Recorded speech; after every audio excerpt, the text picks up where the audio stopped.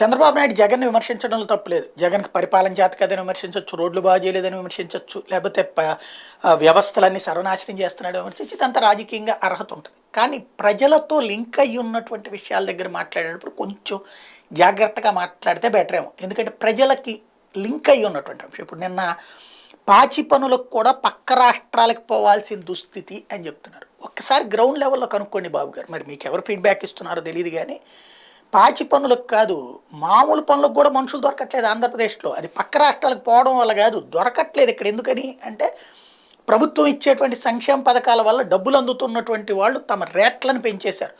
పాచి పనులకు ఇళ్లల్లో చేయమంటే మనుషులు దొరకట్లా.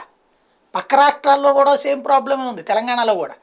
ఇవాల్టి రోజున వంట పని చేయడానికి మనుషులు దొరకట్లా, పాచి పని చేయడానికి మనుషులు దొరకట్లా, భవన నిర్మాణ కార్మికులు దొరకట్లా, బార్బర్ షాపుల్లో మనుషులు దొరకట్లా.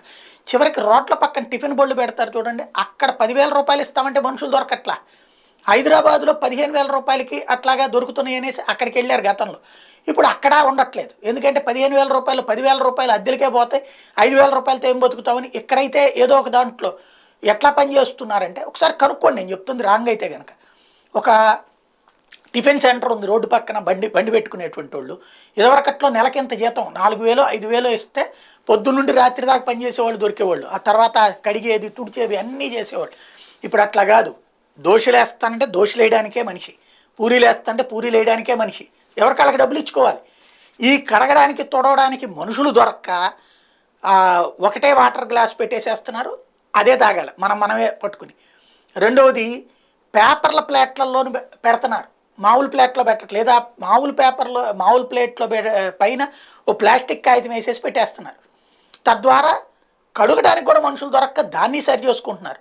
ఈవెన్ టిఫిన్ వేసి చేతిలో పెట్టివ్వడానికి మనుషులు దొరకట్టు. 10,000 ఇస్తామంటే కూడా వాళ్ళు ఎట్లా కడుగుతున్నారు, నేను వచ్చిన రోజు నాకు 500 రూపాయలు అంటే నెలకప్పుడు 15,000 అవుతుంది.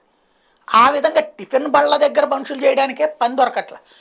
ఒక్కసారి వీకెండ్లో ఉన్నటువంటి ఆదివారం క్లాసిఫైడ్ యాడ్స్ చూడండి, మన ప్రియమైన ఈనాడు క్లాసిఫైడ్ యాడ్స్ ఎన్ని ఖాళీలు దొరుకుతున్నాయో.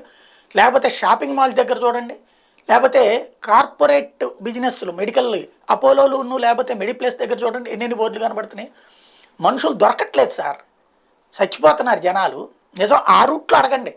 ఫ్రీగా ఇవ్వడం వల్ల ఇట్లా తయారైపోయిందని. అంతేగాని పాచి పనులకు దొరకట్లేదంటే ఎందుకు చేయాలి మేము అనే రూట్లో ఉన్నారు జనం. అంతేగాని పక్క రాష్ట్రాలకు పోవడం వల్ల కాదు. సరే, సాధారణ ప్రజలతో లింక్ అయిన వాటిలలో జాగ్రత్తగా మాట్లాడడం బెటర్.